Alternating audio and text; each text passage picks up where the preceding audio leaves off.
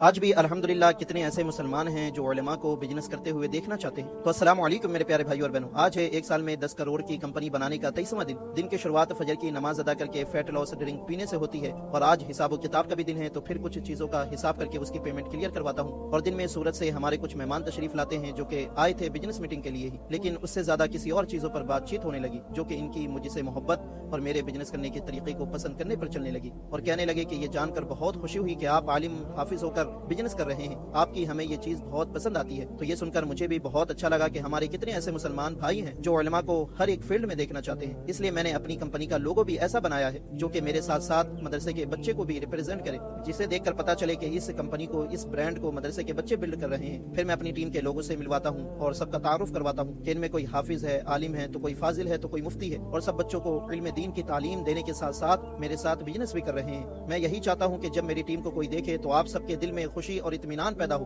اور یہ خوشی صرف اس لیے نہیں ہو کہ ہم دنیاوی کام کر رہے ہیں، اس لیے ہو کہ ہم آپ کو رزق حلال کمانے کی طرف موٹیویٹ کر رہے ہیں، کیونکہ اسلام ہمیں سکھاتا ہے کہ رزق حلال کمانا بھی عبادت ہے۔ جب علماء خود تجارت کے میدان میں قدم رکھتے ہیں تو یہ پیغام جاتا ہے کہ محنت، دیانتداری اور خودداری اسلام کا ایک اہم حصہ ہے۔ وہ لوگوں کو یہ سمجھاتے ہیں کہ دین صرف مسجد اور مدرسے تک محدود نہیں بلکہ زندگی کے ہر شعبے میں رہنمائی کرتا ہے، اور میں یہ چاہتا ہوں کہ پیارے نبی کی جس سنت تجارت سے مسلمان دور ہو چکے ہیں یا جو کر رہے ہیں اور اسلامی اصولوں کو بھلا بیٹھے ہیں، وہ ہمیں دیکھے تو ان کے دل میں یہ اعتماد اور یقین پیدا ہو کہ بزنس بھی ایک پاکیزہ، باعزت اور دین کو پھیلانے والا ذریعہ معاش ہے۔ کیونکہ جب کوئی عالم سچائی، انصاف اور امانت داری کے ساتھ تجارت کرتا ہے تو اس کا اسٹیج پر بیٹھ کر تقریر کرنے سے زیادہ اس کے تجارت کرنے کا طریقہ یا کوئی کام کرنے کا طریقہ ہماری قوم کے لیے ایک زندہ مثال بن جاتی ہے۔ اس کا ہر لین دین ایک خاموش دعوت بن جاتا ہے جو لوگوں کو دین کی طرف مائل کرتا ہے۔ تو میں اللہ سے یہی دعا کرتا ہوں کہ ایک سال میں میری کمپنی 10 کروڑ کی بنے یا نہ بنے، لیکن ہم ایک مثال ضرور بن جائے۔